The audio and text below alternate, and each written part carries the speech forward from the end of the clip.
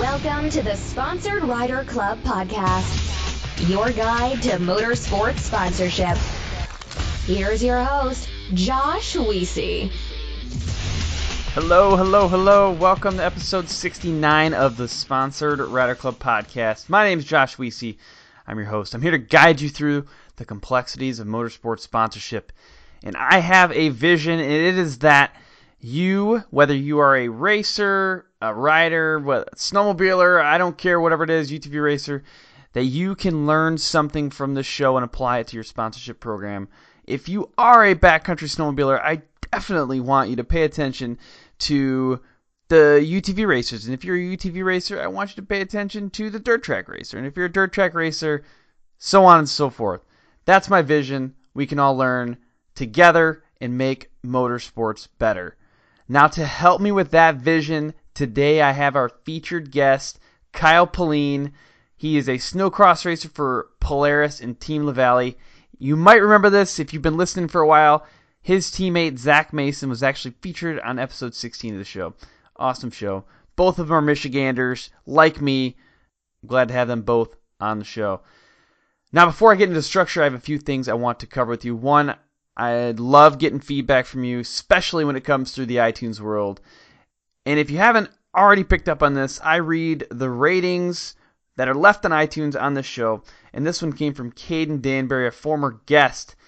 So he says, entertaining and insightful. I've been listening to the Sponsored Rider Club podcast for almost a year now, and I love it. I've not only learned lots from the interviews, but have been introduced to some very cool people. And this actually came from his mother, Sarah, who was on the show with Caden. Recently, my son Caden and I were on this podcast with Josh. We went from being super nervous to having such a fun conversation, forgetting that we were even being recorded. I look forward to each Tuesday, and that's when the episodes are released, by the way, it's Tuesday, and getting to hear new insights and stories about the motorsports industry. Thanks, Sponsored Rider Club podcast and Josh Weesey. Sarah and Caden, thank you very much. You guys crushed it on your episode. It was really fun having you on. All right, so moving on. Whatever podcast player that you are on, please subscribe. It is the best way to guarantee that you're going to get access to the upcoming guests. So our next one is the host of Driven, Scott Sparrow. And if you missed our previous episode, go back and check it out. Our guest was Robert Haslam. He's an X Games freestyle snowbike medalist and also a Nitro Circus live rider. So check that out. If you want some insights, behind the scenes look at future guests or current guests, go ahead and check out the Sponsored Rider Club on Facebook and request to join. And if you want to be involved with our live experiences, check out the Sponsored Rider Club podcast Facebook page. And that's where we go live, and we offer access to some pretty cool information there too. Next up in the live show, we actually have Sarah Price coming and George Hamill. So they're both lined up for live interviews in April. Now, this episode is brought to you by 5 awesome companies. Weld, they produce game-changing metal bonding technology. TopThePodium.com, they are experts in motorsports sponsorship, and they've been with us since episode 6. Bold Racing and Suspension and Family Race Team and custom suspension experts. Armor Coat, they produce products that make your cleanup easier. And then Crash Addict Industries, they produce extreme metal fabrication and safety products. I also want to give a quick shout out to some of our other partners, including MBRP, HMK, Studboy Traction, and One Stop Performance. Now, typically in this show, I follow a fairly strict structure, but I was all over the place in this one. Kind of skipped the main event, but this is the structure. Qualifier, which is the basic introduction. In Heat 1, we dive into Kyle's background. In Heat 2, we talk about sponsorship, tactics, and strategy. Basically, skip the main event in this one where we talk about mindset, but don't worry, we talk about mindset plenty in this show. And then we end at the finish line where we get some closing comments and contact information for Kyle. Without further ado, let's hop in. Kyle, go ahead and just fill in some of the gaps from that intro and tell us a little bit about yourself. Well, thanks for having me on the show, Josh. Really pumped to get a chance to come on here and chat with you. But as you said, I'm Kyle Pallin, and I'm a professional snowcross racer. I just finished up my 15th year of racing, and currently I'm riding for Polaris on Team LaVallee, and it's just been a lot of fun. It's hard to believe that it's been 15 years already. Yeah, honestly, when you just said that, I was like, wow, that is incredible. You know, that stuff adds up. I mean, I've already been doing this podcast for like a year and 4 or 5 months or something. I feel like I just started. So that's amazing. 15 years is something to be proud of for sure. Yeah, it's just it's funny, like I mean, where you listen to your parents, like they say, when you get older that time flies, and gosh, I am starting to learn that now that I'm 26, going to be 27 here in just a few days, and it's like, man, where did the time go? I think back to when I was 16 racing, and it literally seems like it was like another lifetime ago. And but it's just been it's been a lot of fun over the years, a lot of great memories, and I hope I have a lot of good, healthy years left in my belt. Definitely, definitely. Well, in Heat 1, we dive a little bit deeper into your background, so that's what we're going to do next. I want to know all of that stuff. So, like, when you first started racing, what did that look like? Actually, even if there's time before that, how'd you get into motorsports in general? So I guess we'll start there. How'd you get into motorsports, and then kind of walk us through the journey of how you got to where you're at today. Well, like when I was younger, 8, 9, 10, 11 years old, we always had four-wheelers, and my parents had trail snowmobiles, and I would, my brother and I would go for rides with them every once in a while, and we did it as a family. And then as my brother started getting older, like 13, 14, he really started getting into snowmobiling, and he ended up watching a couple races. My parents took him to some of the national snowcross races to watch. And soon enough, he was like, "I want to do this." And so my parents found him a used race sled, and we did. He competed in a little race like 30 minutes down the road in Ashland, Wisconsin. I watched him, and actually, at the time, I had 2 broken legs. Oh, I was in a wheelchair from just a stupid accident. We had a snow day. I was over at my buddy's house jumping on his trampoline. And needless to say, the trick I was going for didn't end the way I was hoping. Oh, buddy, that's rough. So I ended up watching my brother race for a few races, and then I just got the itch. Like I remember asking my parents like if I could take his sled around the track for a few laps, and it was another race that was like just 20 minutes down the road, and kind of the people putting it on we were pretty close friends with, so went and did some laps, and then I just from then on I was hooked, and I wanted to try it, and I just instantly fell in love with it. And prior to falling in love with snowmobiling that winter, I got my first CR80 Honda racing dirt bike as well, because I was more into the dirt bikes when I was younger. I always wanted a dirt bike, and I got a little TTR 90 when I was like 8 years old, and I mean, we had a kitty cat, and I would ride around the yard and stuff in the winter, but I never was into it like my brother was. But then you see your older brother do something, and all of a sudden, it doesn't take long, you want to do it too, because most times you want to do what your older brother or your older sister are doing. You want to be like them. Right. I have a similar story there. I mean, so my brother, I've talked about him in the show a couple of times before, but he's 10 years older than me, so he could actually ride me around. Like I'd be on a sled with him, and he'd be driving me around places. But he raced motocross when he was younger. He had a CR80 as well, and there's a lot of things I was like, I want to do what he does. But the best thing, and he'll admit to this too, the best thing about the older brother is that you can also know what not to do. Like there's plenty of times where I'm like, okay, Dad is really mad. Why is he mad? Oh, brother did something wrong. Check. Okay, write that down. Do not drag race, escort. Okay, check. Done. And so there's plenty of things that I think that I was able to not get in trouble for, but I just chose not to do it. Yeah, absolutely. I mean, and just, from a racing standpoint, like having my older brother, like thinking back, like he was a huge part in in me having success with snowmobile racing, because we ended up getting, down the line. I think we were about 4 years into racing. We ended up getting a used groomer, and he did all the grooming. Oh, really? He did all the grooming for us. We had a practice track a block from my house. The fairgrounds, the local fairgrounds, let us use the area, and city would haul the snow from the roads there. So it was just like the best of everything that you could ever ask for as an amateur racer. I mean, to have a track, motocross, it's one thing, the track doesn't disappear every year. It's, snowcross, you got to build a whole new track every single year. That's a very good point. And having my brother there to groom the track, and I was still in high school, and I'd get done with school and I'd just show up and ride. And and I always had him, being that he was older, he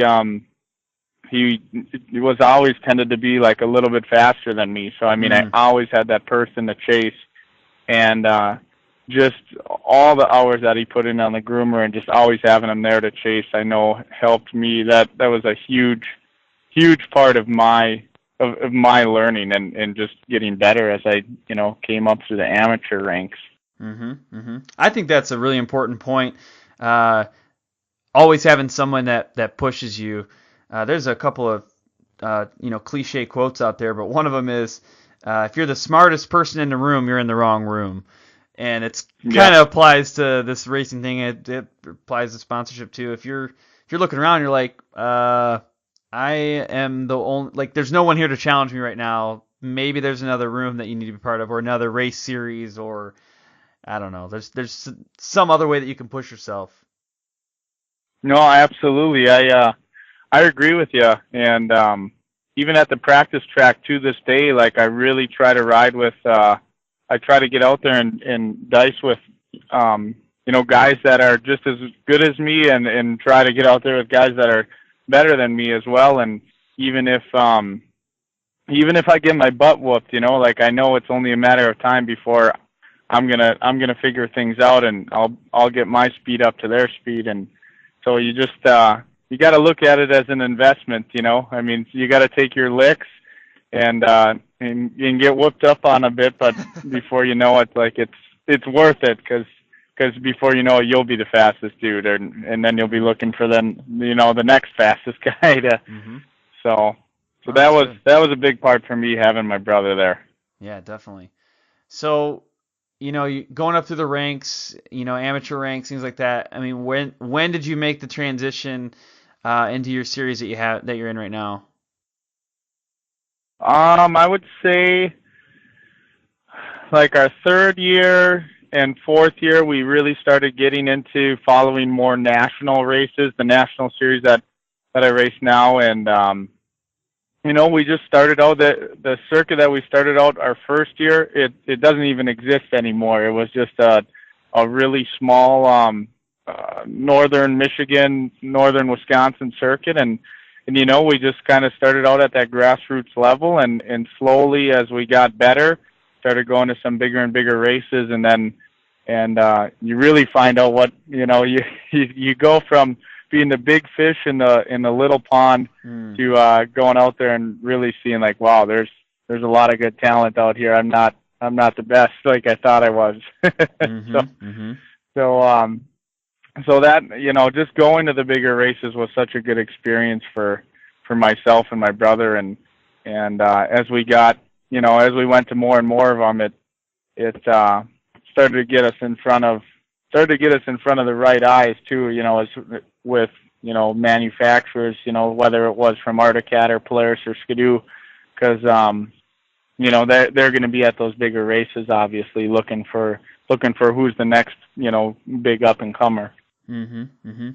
So that's actually a good point. I just want to dive into, at these races, there's, I guess we'll call them scouts. I don't know if there's like an official term, but, scouts from the manufacturers there, right? And they're probably keeping an eye on, talent. And Is that the way it works? Are there people there that are specifically looking for talent, or just happen to be people there because they already have representatives from they already have racers there. They've obviously got a lot of product investment. I mean, how does that whole thing work? I would say in the snowcross world, the main scout, if you will, is probably the race director from each brand. So like the Polaris race director, Skidoo, Arctic. I would say they're kind of the main scouts, and they're out there for not only to watch my races at the pro level, but they're out there all day long, watching 120s right on up, and just keeping an eye, on how guys are doing, and just keeping an eye on how they're advancing through their ranks, so they kind of have a better idea of which guys to sponsor and whatnot. That's awesome. So when was the point where you got connected with LaVallee and that team? So I got connected with Levi. I actually already had raced for 9 years before getting connected with Levi. I just finished up my very first year in pro, and my contract was up, and I was very fortunate. Levi came and approached us and showed some interest in me, and it was a big decision. I remember I was really nervous because you never want to make the wrong decision, obviously, and I thought long and hard about it. But what was key for me is having some really good people in my corner, just my parents, close family, friends who I really valued what they had to say, and having them there through that process to help me make the right choice. And I really believe I did, because my spot with Levi there at Team LaVallee has been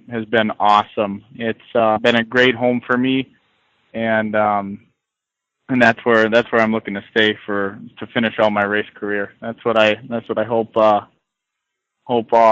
goes well, and we just continue the great thing that we already have going. Definitely. So I got another kind of follow-up question. I mean, what made that decision hard? I mean, I'm just thinking, like, if Levi walks up to me and like, hey, I'm interested in you, like, this would be cool to work together, I feel like I'd be like, give me is there a contract? Can I sign it now? What were some of the other factors that went into that? I mean, I think the biggest thing for me was being that I only had 1 year of pro under my belt. I still felt very much a rookie, and I didn't want to.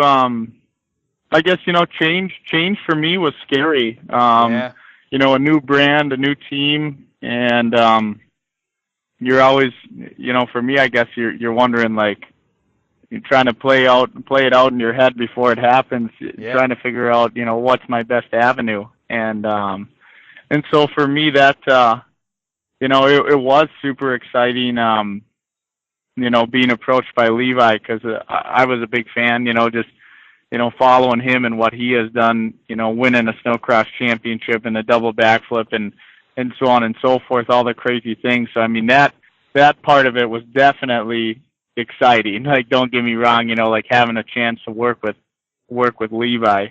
But yeah, it was just, it was a big decision, and, racing has always been super important to me, and I just wanted to make the best decision that I felt, there was for my career. And like I said, I really think I did make the best decision. It's just been an awesome trip ever since. Yeah, and I'm really glad that you phrased it the way you did. You said, change is scary.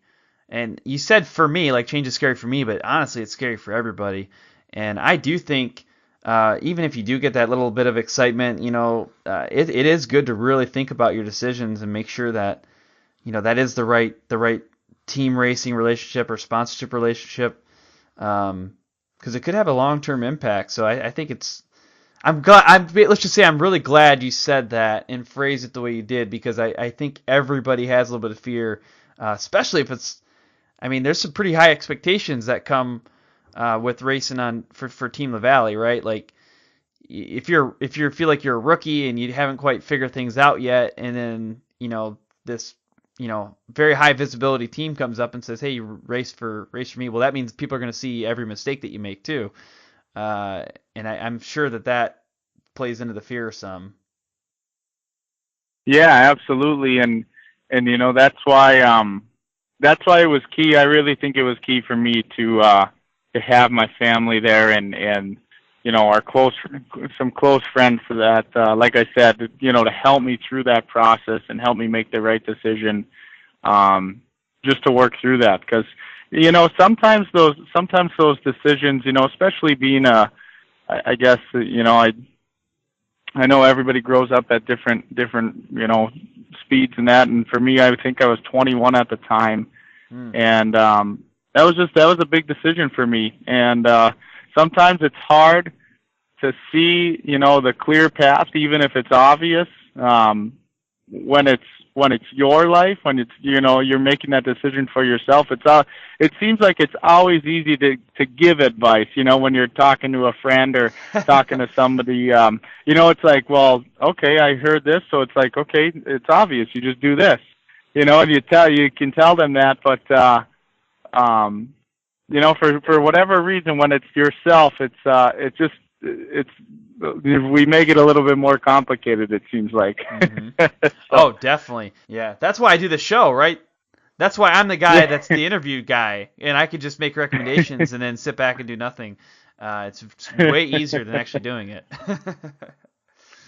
So I mean, that's why I was really happy to have them there through the process, and like I said, it's been awesome. Yeah, that's great. I mean, so maybe let's look at present day. I mean, what's kind of going on with your current race program? So I actually am planning on meeting with Polaris here in the near future to just talk about future plans together, and what they see, and so we meet probably like over the last 6 years now. I've been with Polaris, and so we meet every year, every other year, just to continue on and talk. And as far as my current race program, I've been very happy with Team LaVallee, and that's been a really good home for me, and that's where I want to stay. And I've had success in the past with the team, and so I'd like to it's kind of like the saying, don't fix something that isn't broke, Yeah. I actually almost bought a shirt one time that said, if it ain't broke, fix it till it is. I think that applies to a lot of gearheads out there. They're like, I have this perfectly functioning stock machine that like is ultra reliable. I'm going to fix this thing so much that it is guaranteed going to break every time I use it, but it's going to be cool when it works. That's awesome, man. Well, hey, I think that was a pretty good summary of your background there, and I feel like people got a good idea of how you got to where you're at right now. What I want to do is take a quick break, and we're going to thank the sponsors for this podcast, and then we'll hop back into Heat 2. Awesome. That sounds great. Have you ever been out on the trail or at the track or in the middle of the desert and something breaks? Well, of course you have. We've all been there. But a lot of people at that point, they reach into their trusty toolbox for the duct tape or the zip ties or wrenches to fix their machine. However, there's a feeling that you get when you realize you need more than just duct tape to fix that rock chip in your radiator. That's a horrible, horrible feeling to have. And that's why I'm going to tell you next about Solder Weld's metal bonding products, specifically alloy sol. So this product gives you a longer term fix than JB Weld, which is just going to get you back to the trailer or back to the pits. With basically the assistance of MAP gas or propane torch, you can quickly and easily repair an oil cooler, radiator, AC line, or any crack or hole in aluminum. And better yet, alloy soil flux is the only flux in industry that cleans and decontaminates the dirty and greasy surface for you. So you don't even have to worry about that part. The alloy soil rods are actually capable of a 30,000 PSI fix, and they're stronger than even the parent metal, and they're built to last the lifetime of the part. So don't let a simple radiator leak leave you out of the race or broken down in the trail. Bring along some alloy soil aluminum alloy repair rod and flux from Solder Weld. I don't know about you, but I absolutely can't stand cleaning the mud, filth, grime, goo, garbage off my machines after I go for a ride. It's just frustrating. It takes a lot of time. That's why I'm going to talk to you about Armor Kote next. Armor Kote is designed to help prevent mud, clay, ice, and other grime from sticking to your machine. It makes the cleanup quick and easy. It makes the machine actually look fantastic, and beyond that, it smells phenomenal. I don't know how to describe it, like bubble gum or something like that. It smells great. If you want to know more about Armor Kote, visit armorcoatproducts.com, and you will see their entire product line, all the offerings. Armor Kote is also working on some new stuff. They're soon going to release a solution made for coating the helmet and visor, and also one for wheels to help prevent mud buildup for high temp areas. So make your move now. Go to armorcoatproducts.com. Make a decision that's going to allow you to shorten the amount of time that you spend cleaning so that you can increase the amount of time that you spend riding and racing. I hear it constantly from racers that a good suspension setup is absolutely critical for performance, and that's why I'm going to talk to you next about bold racing and suspension. Now, it's really critical to understand your suspension, and there's so many intricacies with the valving and the shims and all this crazy equipment that you need to actually, rebuild and properly set up your suspension, that it's really important, if you're ready for that next level of performance, to partner with an awesome suspension company. Now, Bold Racing is that company. They're not only specialists with their suspension setups, but they also partner with companies that produce amazing custom components. And on top of that, they're a family race team. They actually race themselves, so they really understand the type of beating that your vehicle and your shocks can take. So what I want you to do is give them a call and just chat with them. Talk to them about suspension. Their number is 702-506-5354. If you're not ready for a phone call, go ahead and shoot them an email, bold.racing@yahoo.com. I am constantly asking the guests of this podcast how they attract and retain sponsors, and on almost every single occasion, somebody gives an example of a resume. A rider or a racer resume is extremely important to your overall sponsorship pitch and proposal. And it's tough to do. I mean, it's not really the easiest thing. Anybody can go through and put together a resume, so don't get me wrong there, but it's really difficult to get something that's like unique and different and stands out, and that also is something that can be put across multiple platforms. Well, that's one of the things that I want to talk to you about next, is how topthepodium.com can actually help you build a race or rider resume that can be used on multiple platforms. I'm talking like website, PDF, something you can print off that's interactive, that looks fantastic. It looks absolutely professional. Well, that's because it's made by a professional. This is the type of thing that's going to set you apart from the crowd, and that's going to position you for a strong sponsorship proposal. So what I want you to do next is go to topthepodium.com, and if you have a question, there's a little chat icon that pops up on the side of the screen when you go to topthepodium.com, and you can go ahead and type your question right there. Jeff Vanestal, he is the owner of Top the Podium. He's going to be able to respond to you directly, so check it out. Safety is our overriding priority. I hear it all the time, but I have to ask myself, is it though? Is that the first thing we think of? Is that the first thing you think of? Over the past couple of years, we've seen the performance of production UTVs increase, somewhere around 350%. That means these machines give us a lot more opportunity to have fun and win races, but it also, unfortunately, gives us new opportunities to crash. And that's why we have partnered with Crash Addict Industries. The owner, Travis Pointer, became very accustomed to crashing early in his career. He saw it as inevitable, and he set out to make the process safer. With a passion for racing, welding, and engineering, Crash Addict Industries now produces full cage and other protection systems intentionally designed to protect you during an accident on the track. They also offer a line of human protection products through their vendors. Do this for me at this point. If you're racing with a stock cage right now, please go check out CrashAddict.com and at least just see what they have to offer.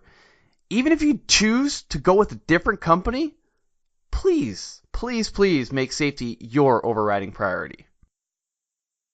All right, well, welcome back, everybody. We're now in Heat 2. That's where we dive into some of the specifics around sponsorship tactics and strategies. So, Kyle, we have already talked about some of your sponsors, but let's just kind of go through the gamut. Who are some of your current sponsors and partners right now?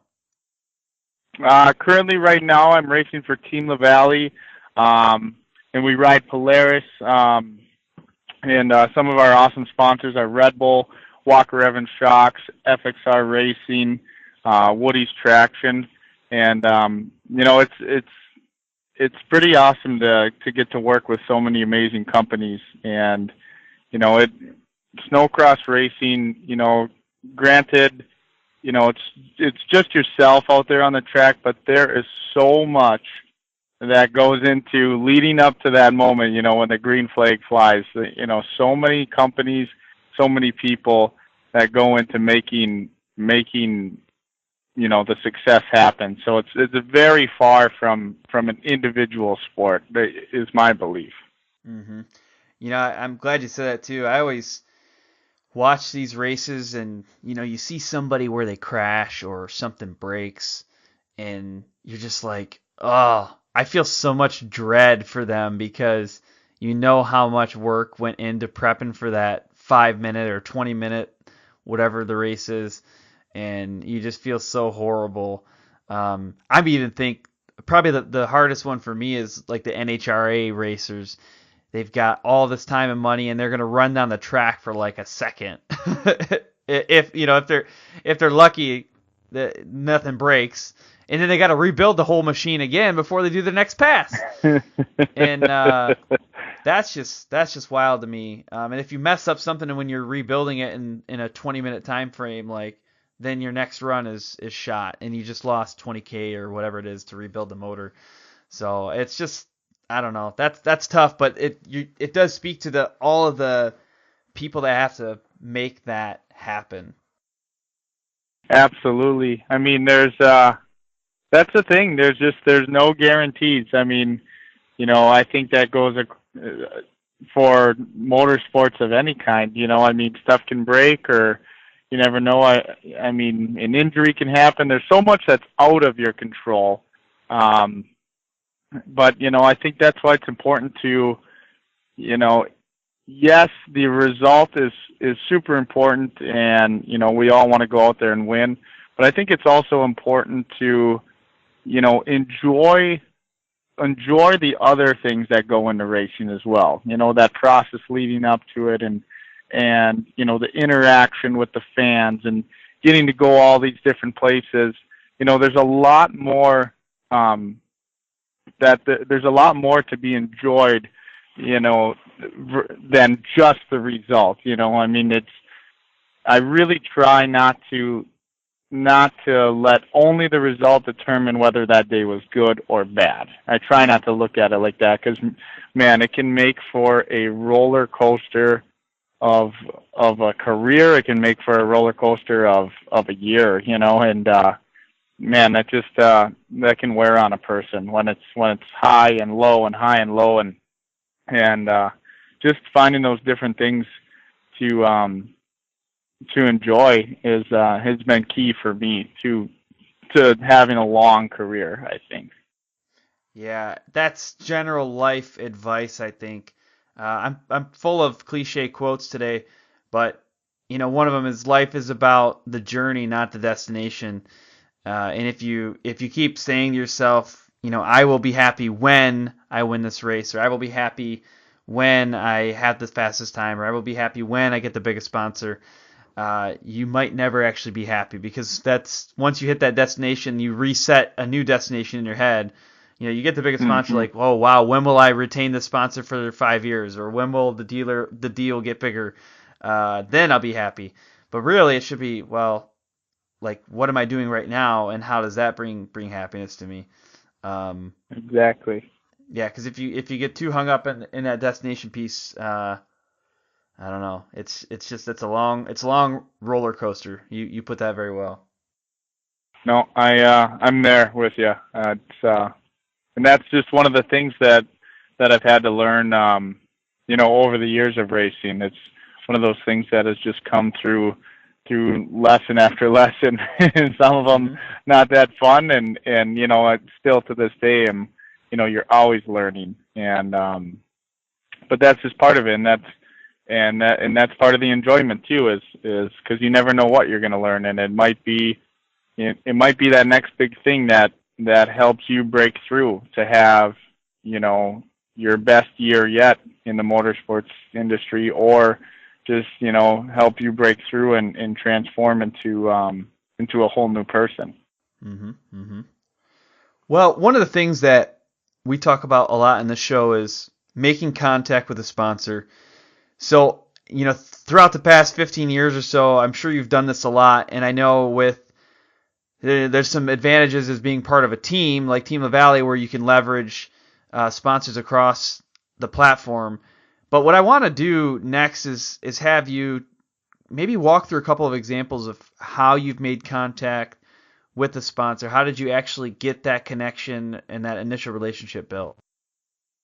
Yeah, absolutely. I mean, having the team behind me, and Levi has definitely been a big help. I mean, just because with his network of people, it's pretty crazy of how much contact he has.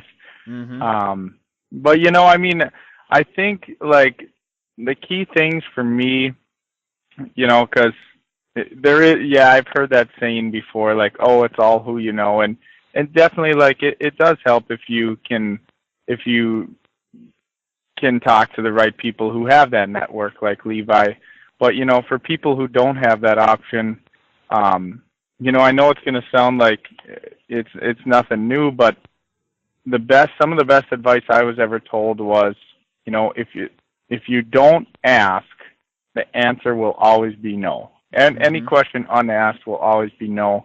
And so, whether it's reaching out by an email, by a phone call, I really think, trying to get somebody on the phone is always the best bet. Just actually, or even, if you have the opportunity to sit down and talk with them face to face, like before cell phones became a thing, when people actually used to sit down and talk with each other, and I think that's the best way to really represent yourself, and when it comes to trying to secure a potential sponsor, just not being afraid to pick up the phone or to sit down with somebody and say, hey, here's what I've done, here's what I plan on, here's my vision, and I'd love for you to be a part of that. Well, I want to go back briefly and touch on your networking comment too. We hear it in a number of ways. Some people say your net worth is your network, or like, it's not what you know, it's who you know. But one thing I will definitely tell you, and I've learned a lot in this podcast, is building a network isn't just automatic. Like, you don't just wake up one day with long flowing hair and a strong jawline and then have an amazing network built, right? It takes a lot of work. So we talk about this with Thomas Affelt of Sledders R Us. He runs an Instagram profile that gets quite a bit of engagement on about snowmobiling and backcountry and stuff like that. And I was asking him about networking. I said, "How do you know so many people?" And he's like, he literally has a spreadsheet for every contact that he makes that he feels is someone that he wants to keep in touch with. And he has a spreadsheet of over 1,000 people where he'll say, their Instagram tag, maybe their name if he knows it, their location or whatever it may be. He's got all this information so that he knows what they talked about, when they talked about it, and he updates this thing constantly. And you start thinking, when people say, well, oh, this Thomas guy, like, how does he's just got this network because he built an Instagram profile. I was like, yeah, he did. Like, and it was hard. I mean, imagine a spreadsheet with 1,000+ names on it that you maintain. I mean, that's nuts. Yeah. I mean, that's commitment, and that's the thing. I mean, it's like you said, a network doesn't just happen. It's being consistent time and time and time again. And it's like anything. It's not like it's not the get rich quick scheme. It's, you earn a little tiny chunk, each day, and it's that process repeated and repeated and repeated that builds the network. And that's the thing. Like, I use social media to try to help build my brand in that, and then it's just being consistent on there. And I think sometimes, like, a misconception with that is that you need to have, say a professional photographer, videographer, or whatnot, or be really good with cameras and stuff. But for just like the average guy, like for me, like with my phone and a GoPro, like I've been able to pretty much do all of my social media through that. And granted, I've had some help, with photographers and stuff along the way that were hired through the team. But you can still create really good content and really, represent yourself well with like simple tools. Definitely. One thing I want to dive deeper on, because I think it had a pretty big impact on your career, is going back to this, like the contact piece. So Levi, for example, like how did you get to that first conversation? It sounds like maybe he may have been watching you or you saw some interest, but how did it get to the point where you could either talk to him or have a conversation about the future? Like, how did that even start? Well, like I said, I was finishing up my first year of pro, and Levi had reached out to my parents. I don't even know if I had an email at the time. I think. Oh, okay. Okay. And I had one, but I didn't use it regularly, I guess you could say. And so Levi had reached out to my parents and had showed interest in me. And do you know what the interest was? Like, do you know what sparked him to reach out to your parents? Talking to him, when I actually got to sit down and talk to him, he explained that, we watched you ride. It was how I rode the sled. And I had gone down to Chicago the summer before and spent about 3 months training down there. And the owner of the gym helped me put together a little video, like a little summary, and kind of showing like where I was at when I started training, like day one, and then where I was at when I finished. And it was just, a combination between my riding and Levi seeing the training video. He had saw it on YouTube, and I guess basically just showing that I'm willing to put in the work.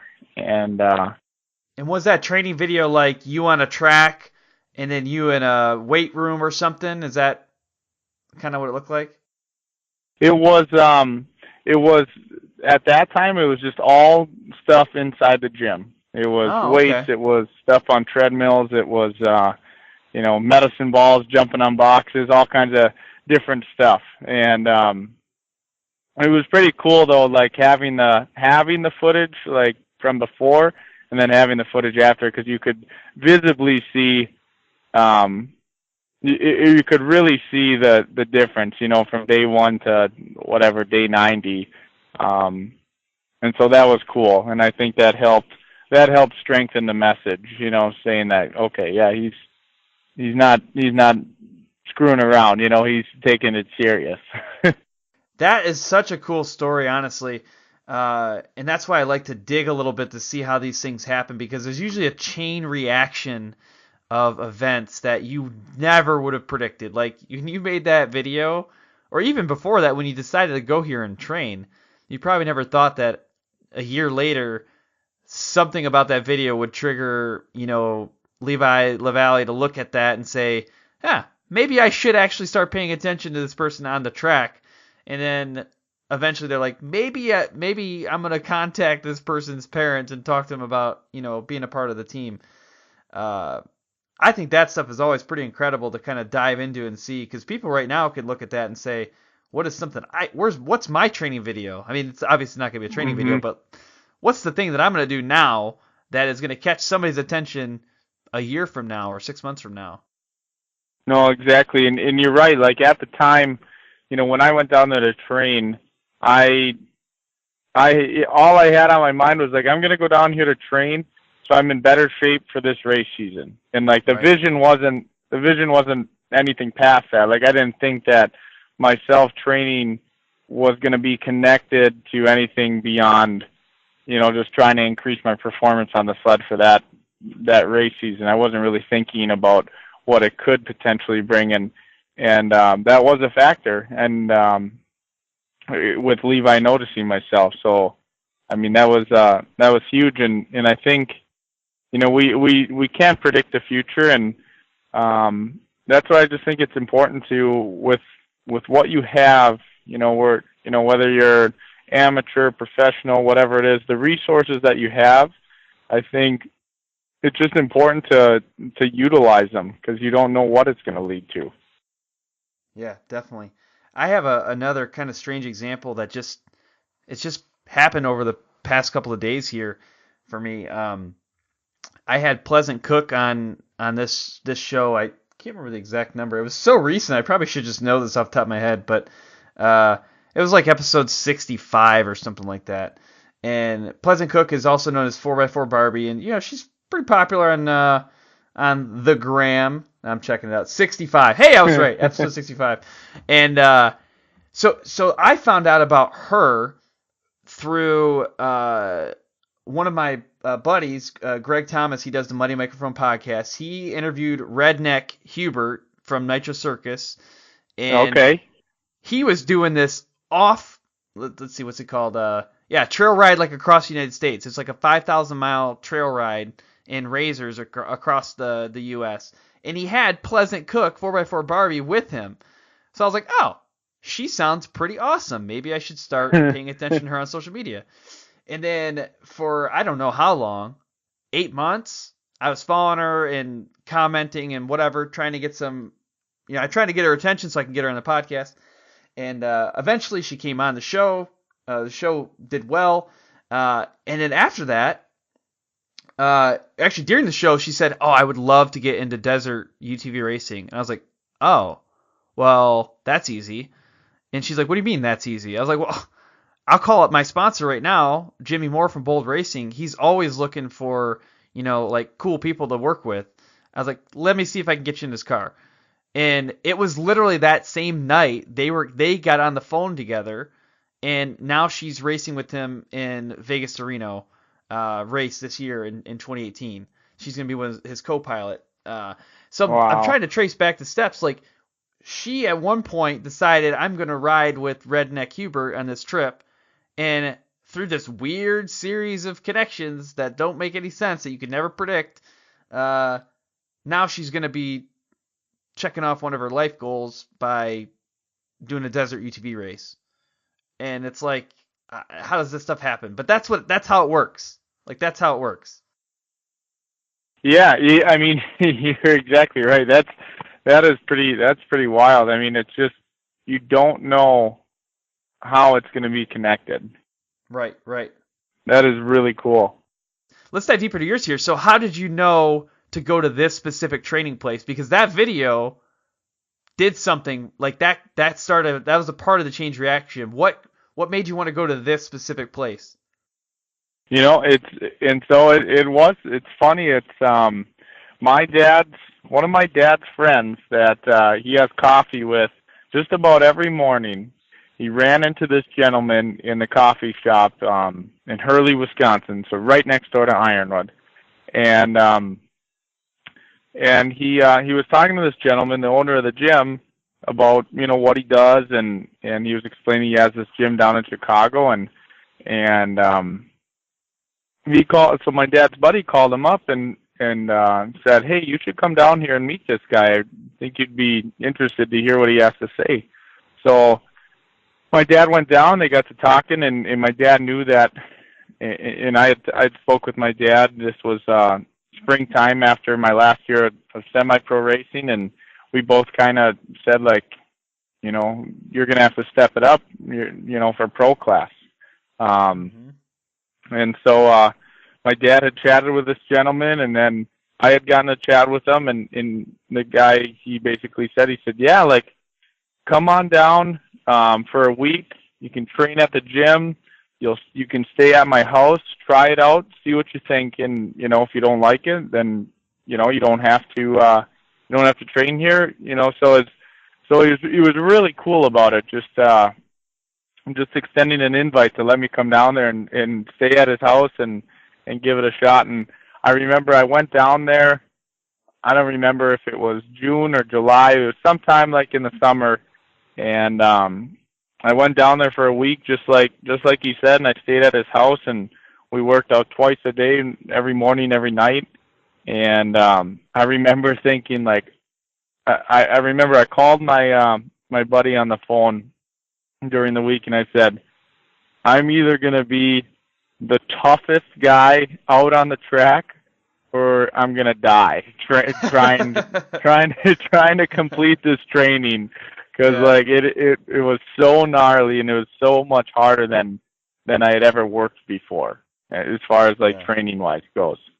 And and so I came back home after the week and sat down with my dad, and we just talked it through, and I was scared. I mean, you know, moving away to go train at this gym, and I mean, I just went through this week of absolute misery, and I was thinking, like, okay, you know, we were talking about doing 3 months, and I was just thinking, man, I don't know if I can survive the 3 months of this. Right. This is going to be tough.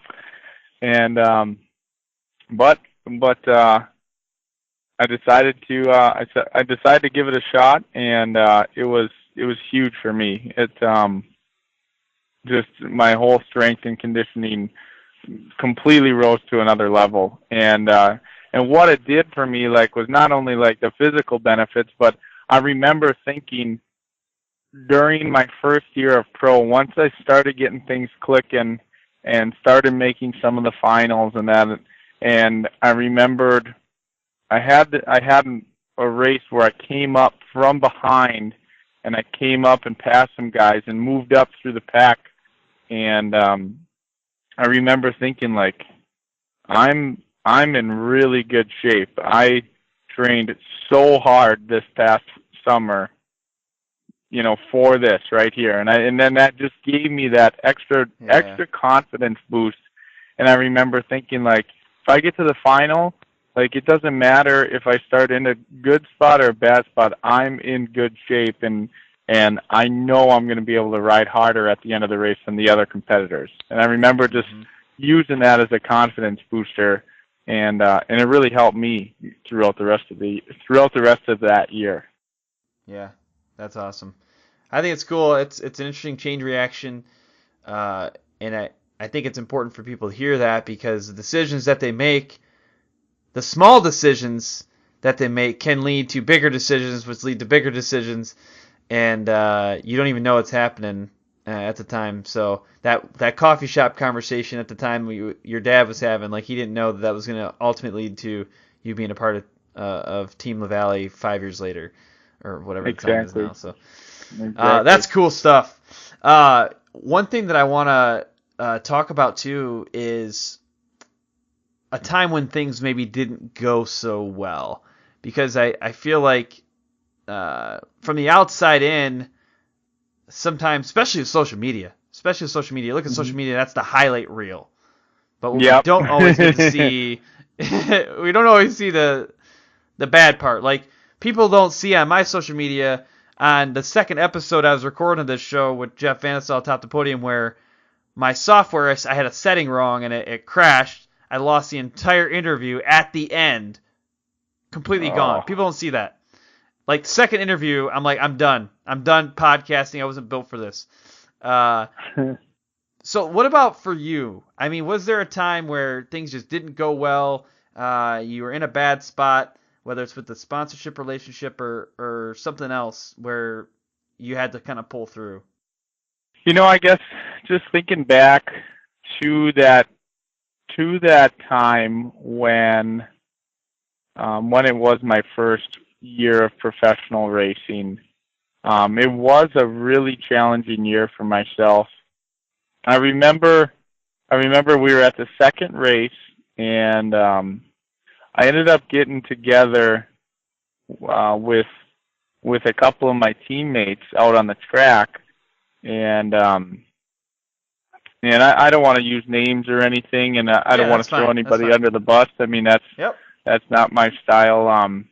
But needless to say, I guess long story short, my team owner at the time, my boss, he got really ticked off at me and basically said, stay home for a week and don't come back to the shop for about a week. And it totally caught me off guard. And granted, like thinking about it now, like I did make some racing mistakes, and I was young and inexperienced, and I was just trying to go fast. Mm-hmm. You're a young rookie in the pro class, and you're trying to go fast. You're trying to do well, and so that was just like, whoa, like what am I gonna do? Like, am I kicked off the team? Am I like, I had no idea. And just working through that, I remember once again, like, I had my dad close by my side to help me work through that, and some of the other individuals in the race community just to help me work through that. And eventually, about after a week, I did go back to the shop and with the team, and things were hard. Like, they were hard for the rest of that year. Like, I mean, granted, the things wore down. Like, it wasn't like the tension stayed, at that peak height all year long, but it was just, it kind of changed my vision, I guess, of where I stood with the team. I didn't feel, I guess, as high on the totem pole as I thought I might have been. And so that was different. But I knew that I just had to, as much as possible, not necessarily worry about that, and just keep working hard and just keep focusing on what was important for me to do, and that was to try to make finals and race well, and try to block out all that other, maybe behind the scenes drama. And so that was really tough. That was a really tough year for me.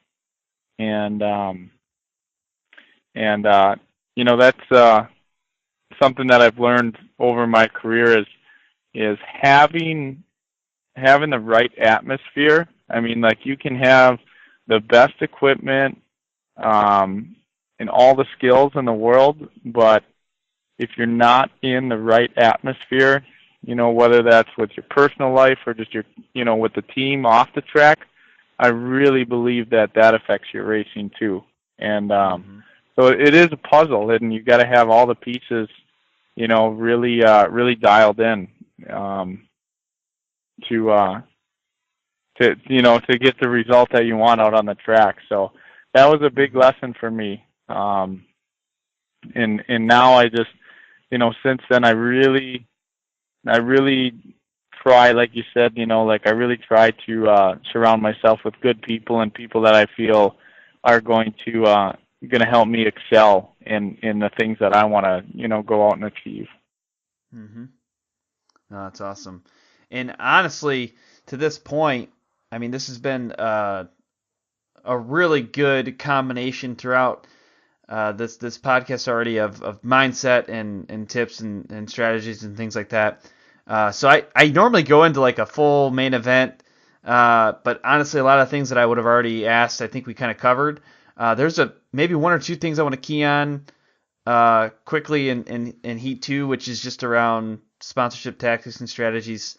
So I one thing I want to ask is, what would you say is something that you specifically market, like something that maybe you highlight that makes you stand out a little bit from the rest of the crowd, and what is that thing, and how do you use that to benefit your sponsors?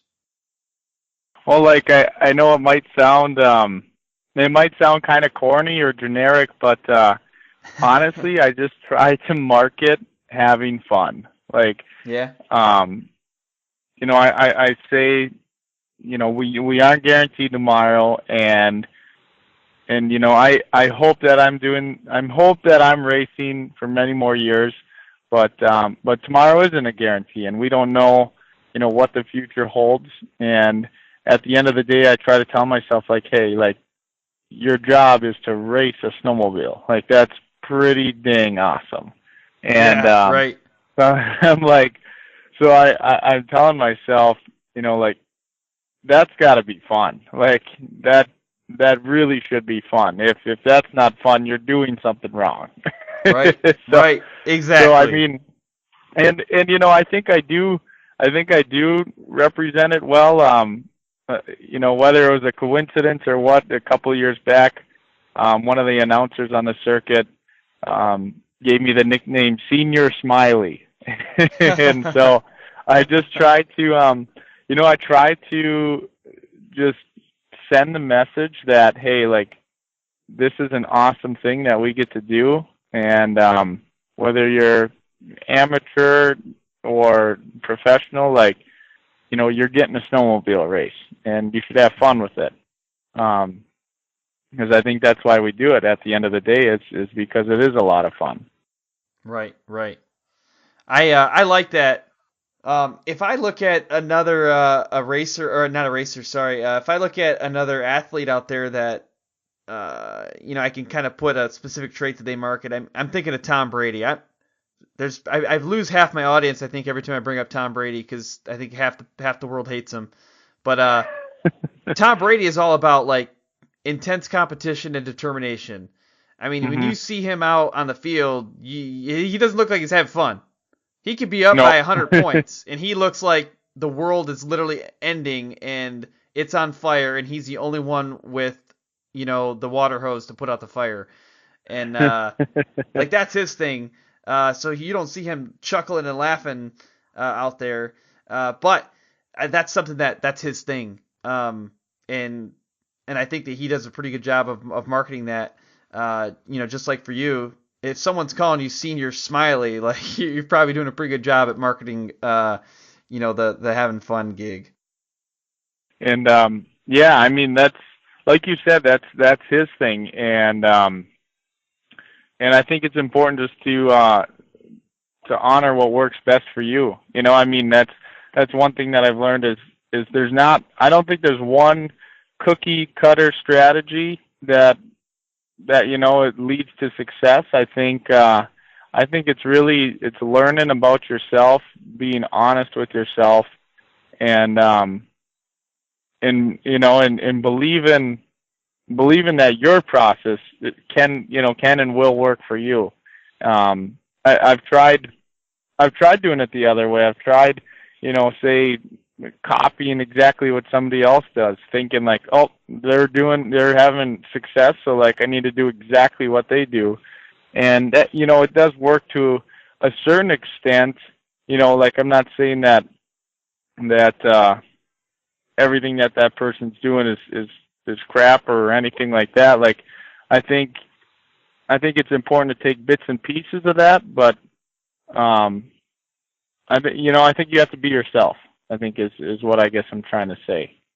When I look at other, whether even if it's podcasters or content creators or just I guess anybody on social media, and I see some things they're doing, there's no way I could get away with some of the things that I see out there. Like, let's say Amy Hood, she's been on this show before. She's on episode 7. She is like always traveling and doing crazy stuff, and her Instagram stories and profile, they're very like fun and happy-go-lucky. And if I try to just mimic exactly what she did, it's gonna look very fake. It's gonna look like I'm forcing it, right? Like, yep. Same with a guy, Scott Sparrow. He's gonna be on the show. Depending on the day that this releases, he may have already been on it. I haven't quite locked down the schedule when these are gonna come out. But Scott Sparrow, he does a Facebook Live thing, and he is just like so energetic. And if I was to mimic that exact like what he does on my Facebook Live, again, it's gonna look fake. It's gonna look just off or forced. I have to have my own thing. But there's things that maybe he does, or there's things that Tom Brady does that maybe we can take some notes on, right? And we might be able to do those things, but we can't try to be them exactly. Right. I couldn't agree more. Well, this has been awesome. I feel like I really need to convince you to come on the show for the live version in the future too. I mean, we talked about a little bit in the pre-interview, but I feel like there's a lot more that we could spend talking about this. I mean, I feel like we could be here all day. But there's probably a couple things that maybe I'll just start closing out with.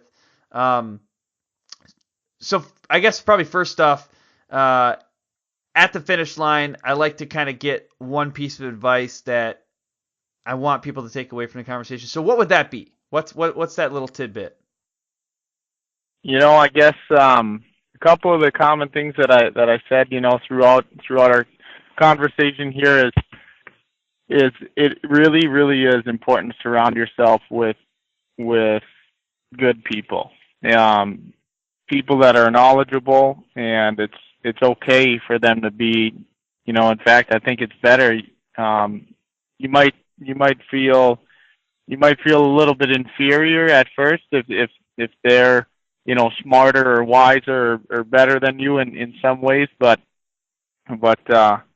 it's just an investment, it's just investing in yourself, and that's you're gonna pick up things from them that's gonna excel you toward your goals. It's hard. It's really hard to go out there and achieve something, achieve a goal, if you're constantly being surrounded by people who are moving, in the opposite direction. It's really hard to go out there and just beat against the tide, day in and day out. And so I guess that's just been a big part of my career, is learning to be surrounded by good people and leaning on them. I don't consider myself like a he-man or whatever you want to call it, like, where I'll say, no, I'm not listening to you, like, I'm going to figure this out on my own. Like, like I encourage putting your ego aside and saying, like, yeah, I'm going to go ask, instead of thinking that, yeah, I'm a professional trainer, I know everything there is to know about training. I'm just going to say, you know what, I'm going to go ask the guy who does it for a living, and he probably is wiser on the subject than I am, and I'm going to go solicit his advice. So it's such good advice, and honestly, people might not know this, but that there is one of the big inspirations, maybe not inspiration, but it's one of the main reasons why I do this show, because I believe very much in that. And from a selfish standpoint, every time I do an episode, I feel like I'm surrounding myself with someone that's going to push me to be a little bit better. So from a personal standpoint, that's beneficial. But if you're listening right now, I want you to view this show as your opportunity to surround yourself with new people too. So if you're an ATV racer and you're listening to this right now, like, you're surrounding yourself now with someone new, and that's Kyle. And if you listen to a couple episodes back, we had Pleasant Cook on. We already talked about Pleasant a little bit. She has a different view on social media than most people, and she's very successful at it. You just surround yourself with a new person, a new perspective that you didn't have before. So that's another reason why we do this show. What's the best way, Kyle, for us to connect with you? Honestly, the best way is just through social media. I'm really on it on my Instagram and Facebook, and that just my handles are at Kyle Pallin. And so I'm on those two platforms the most, and then you can comment on my stuff, or just throw a direct message to myself, and I currently do all my social media. So if you do message me, it is really me responding back. So. That's awesome. That's awesome. One thing, goodness gracious, I forgot about. And I promised in the pre-interview that I wanted to talk about this again because I thought it was important. I normally don't have this little of structure in my interview. Normally I'm like boom, boom, boom, and maybe a little bit of deviation. But this is going to be way off the beaten path here. You talked earlier about a Red Bull summit, I guess. Is that where all the different athletes come together and you get to network and spend time together? Could you just quickly go through the example you talked about earlier in the pre-interview?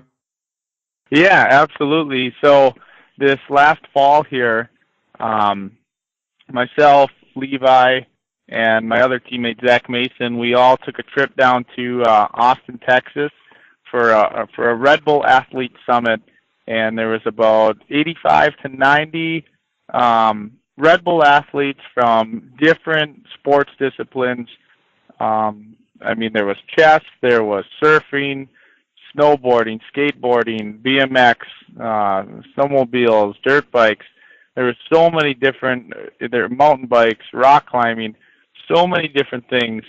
And it was just such an inspiring experience to be around. I mean, even though these people, I think Levi, Zach, and myself were the only ones who were snowmobilers there. And so even though, their sport wasn't exactly what we did, it was so inspiring to be around other high-performance athletes and just hear about their lives and how they go about their training and their stories. And like we were saying, prior to the talk here, I sat down with a chess player and literally sat down and talked with him for 3 hours, and we found commonalities between chess and snowcross racing, and just the mindset that goes into both of them, and thinking about strategy and your opponent, and the mental side of it. So that was just I was fascinated by how is looking at it from the outside, it's like, how on earth is there any similarities between chess and snowcross racing? But we found enough of them to sit down there and talk about it for 3 hours. So that was just pretty mind blowing to me. And so I think that's cool, and much like you said earlier, just to hear all the different vantage points, I think is really good. Whether it's from an ATV racer or a UTV desert racer, or NASCAR. There's a lot of things, specifically on the mental side, that I think are similar across a lot of platforms in motorsports that that you can learn from. And I think sometimes too what helps is just having that reminder, like, oh, okay, I'm not alone in this. Like I'm not the only one who feels this way. I mean, like Jimmy like Jimmy over here, like racing NASCAR, he feels the exact same way, you know. So so I think that's pretty cool when you can find those commonalities, you know, amongst, you know, completely different things. Yeah, I think that's huge. I definitely wanted to make sure we touched on that before we close out the interview. And I think there was one thing missing from that summit. It doesn't sound like there was any podcasters running around there. So you might need to run that up the chain and just say, hey, for the next summit, we got to make sure there's a Red Bull podcaster present to do whatever they do. If you need names of podcasters, let me know. I can round up at least one. Well, that sounds good. I can put in the word for the next summit. Perfect. Well, hey, Kyle, I had a ton of fun today. I mean, we talked about chain reactions and networking, and you know, recovering from a challenging year. Really good stuff. Really appreciate your time. But we got to close things out. So at this point, I'm going to leave you with this. Have fun and ride safe. Thanks, Josh. Really appreciate you having me on the show, and it was an awesome experience. Thank you very much for listening to this episode of the Sponsored Rider Club podcast. I hope that you're getting value out of the show, enough so that you want to subscribe. That way you don't miss any of our upcoming guests. Next up, we have the host of Driven coming on, Scott Sparrow, and we get into some very specific tips around Facebook Live and live video in general. So check that out. Subscribe now. That way you don't miss it. Also, head over to iTunes, leave a rating and review. That'd be phenomenal. It does wonders for the show from an exposure standpoint, too. The better exposure we get, the more and more we can continue to bring amazing guests on the show and actually continue producing the show. So the ratings and review, super, super important for the show. If you have any questions or guest recommendations, go ahead and shoot me an email, podcast@impactfuel.org. Special thanks goes out to our sponsors, Armor Kote, Solder Weld, Bold Racing, TopThePodium.com, and Crash Addict Industries. Additionally, quick shout out to other sponsors, MBRP, HMK USA, Studboy Traction, and One Stop Performance. Make sure that you're following us on social media, especially Facebook, because that's where we go live. You got Sarah Price and George Hamill coming up in the very near future. You don't want to miss that. I look forward to serving you again next week. And until then, have fun and ride safe.